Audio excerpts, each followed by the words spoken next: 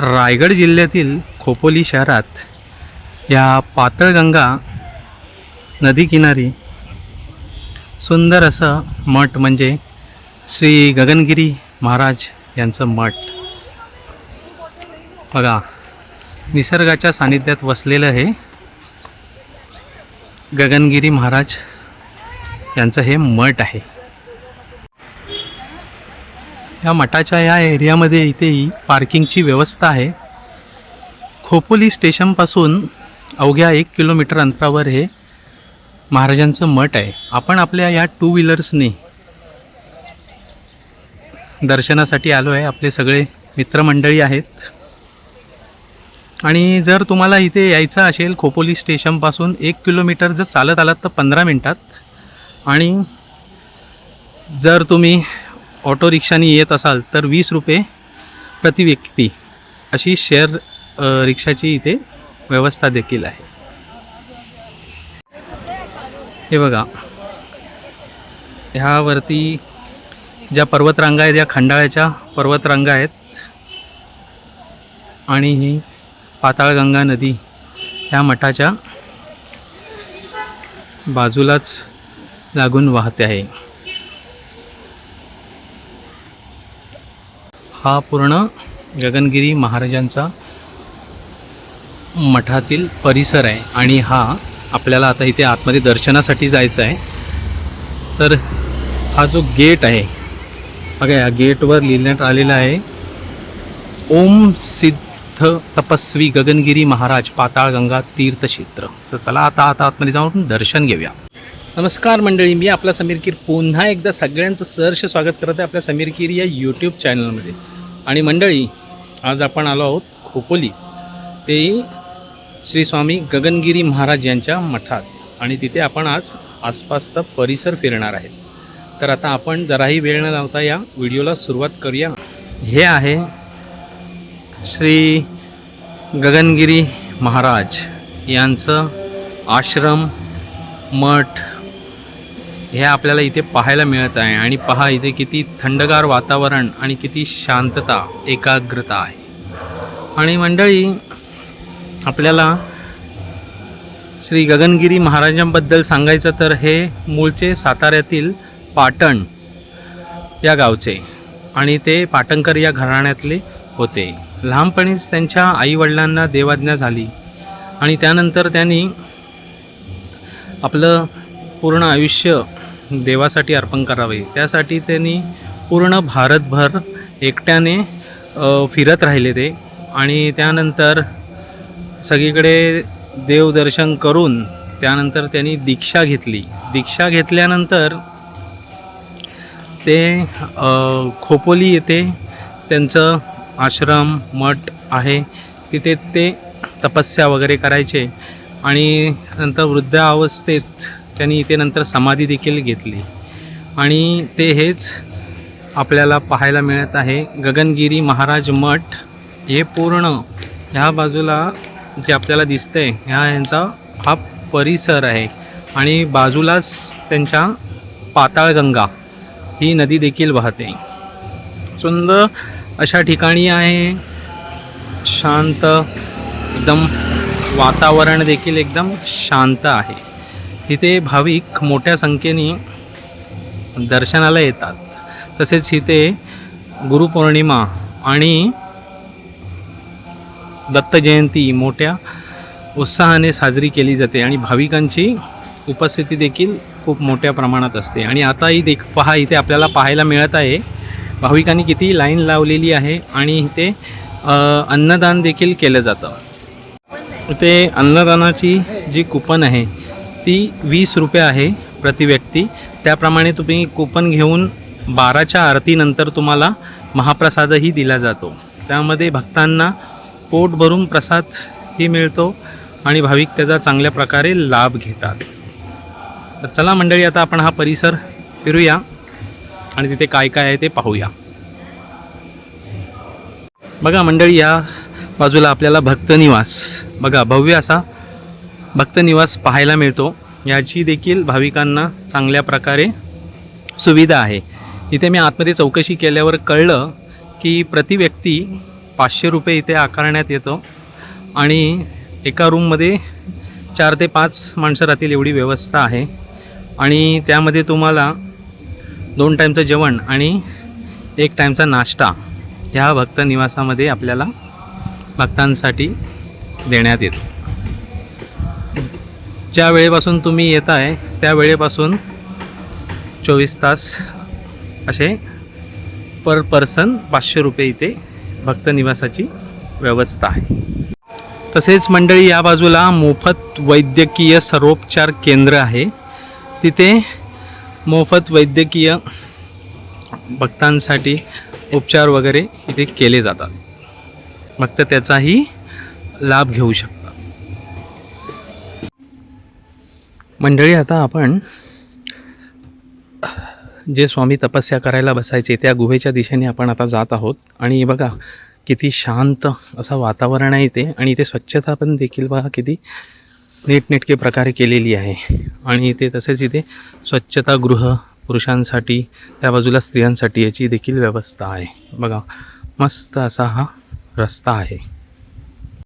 भक्तगण पहा, जशी इथे जी साफसफाई, स्वच्छता आणि शांतता ज्या प्रकारे आहे त्या प्रकारेच आपण इथे कोणत्याही प्रकारचा कचरा किंवा कोणत्याही प्लास्टिकच्या बॉटल्स वगैरे इथे टाकू नका. कारण का हे निसर्गरम्य ठिकाण, श्री गगनगिरी महाराजांचं मठ असं यांचं हे परिसर आश्रम मस्त प्रकारे आहे. तर हे मी तुम्हाला निवेदन करतो, त्याची तुम्ही काळजी घ्या. आणि तसेच या बाजूला आपल्याला पाहायला मिळतं आहे या आश्रमामध्ये आयुर्वेदिक गगनगिरी मसाज सेंटर आहे. भक्तगणांना इथे मसाज सेंटरची व्यवस्था आहे. वेळ रोज सकाळी 7 ते 11 पर्यंत चालू आहे. मंडळी वाटेत आपल्याला इथे गोशाळा भेटली. पहा किती गोमाता इथे बसलेल्या आहेत आणि त्यांची वासरे देखील पहा इथे त्यांच्यासाठी व्यवस्था चांगल्या प्रकारची आहे. बघा वेगवेगळ्या प्रजातीच्या आपल्याला गायी इथे पाहायला मिळतात.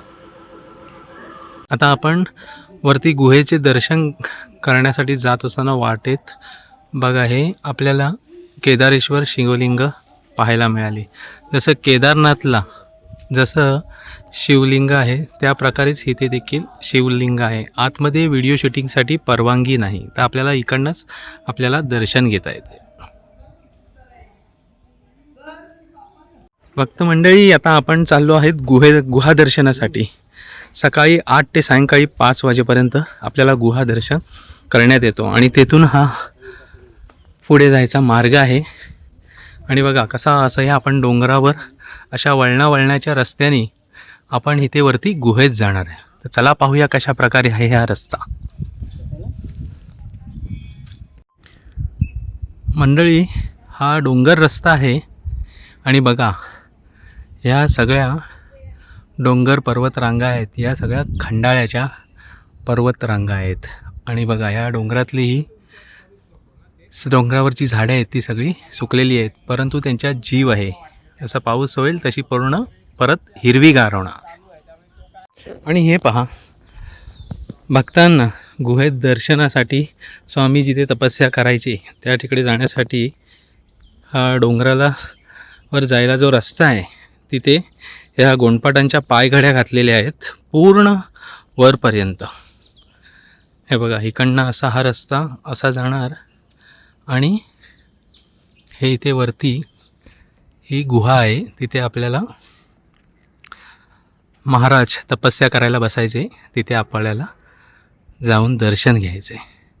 हे बघा या पूर्ण पायघड्या घातलेल्या आहेत.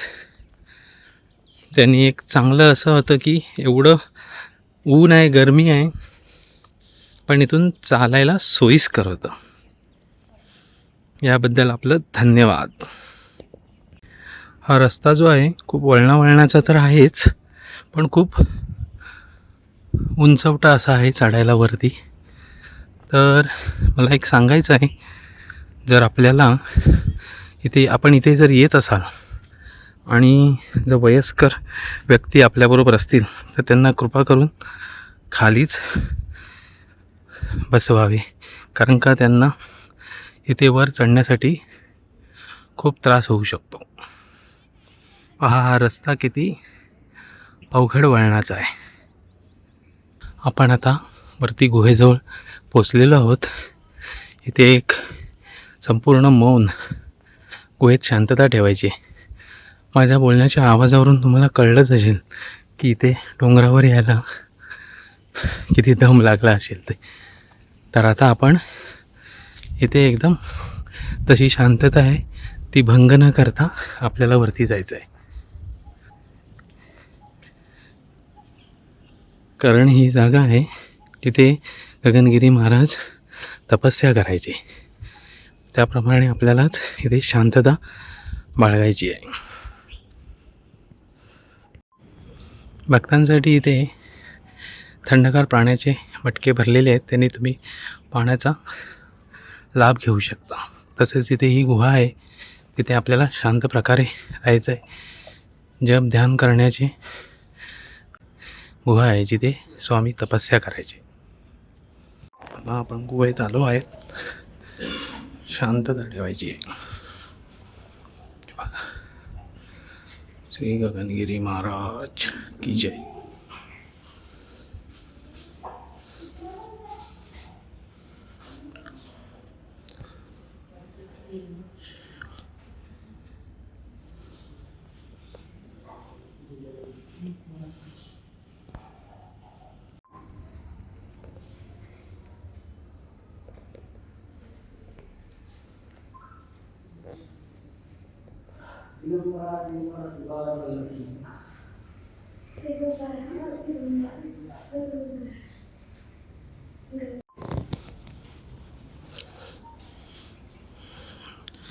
मंडळी, आता आपण गुहेतून बाहेर आलो आहोत.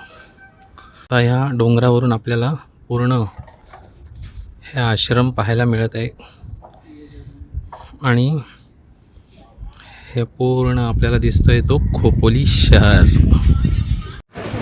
सुंदर असं मठामध्ये महाराजांचं दर्शन झालेलं आहे. आणि बघा, मठाच्या बाहेर रस्त्यालगतच हे खाद्यपदार्थ स्नॅक्सचे स्टॉल्स आहेत. त्यामध्ये ऊसाचा रस, लिंबू सरबत, चिक्की वगैरे आपल्याला इथे ची सोय देखील आहे. तर मंडळी, अशा प्रकारे आपण श्री स्वामी गगनगिरी महाराज यांच्या मठाला भेट दिली. तिथे आपण सकाळी मुंबईवरून आपल्या 2 व्हीलर्सने आलो.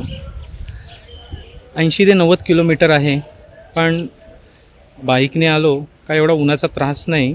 मस्त थंडगार वातावरण आहे इथे. मस्तपैकी अशी बघा, ही पाठी पाताळगंगा नदी देखील वाहते आहे. आणि आता थोडं पाणी कमी आहे, कारण का आता उन्हाळ्याला सुरुवात होणार आहे. तर ह्या गगनगिरी महाराजांच्याबद्दल मी आपल्याला या व्हिडिओमध्ये थोडक्यात माहिती देण्याचा प्रयत्न केला. तर याबद्दलची ही व्हिडिओ आपल्याला कशी वाटली हे मला जरूर कमेंट करून कळवा. जर व्हिडिओ आवडली असेल तर व्हिडिओला लाईक करा, शेअर करा. आणि आपल्या चॅनलवर जर कोण पाहुणे मंडळी असतील तर आपल्या चॅनलला सबस्क्राईब करायला विसरू नका. अशा छान छान आणि नवनवीन व्हिडिओ जर पाहायला आवडत असतील तर माझ्या समीर केरे चॅनलला जरूर भेट द्या. चला मंडळी, पुन्हा भेटू एखाद्या नवीन व्हिडिओत. तोपर्यंत बाय बाय, टेक केअर.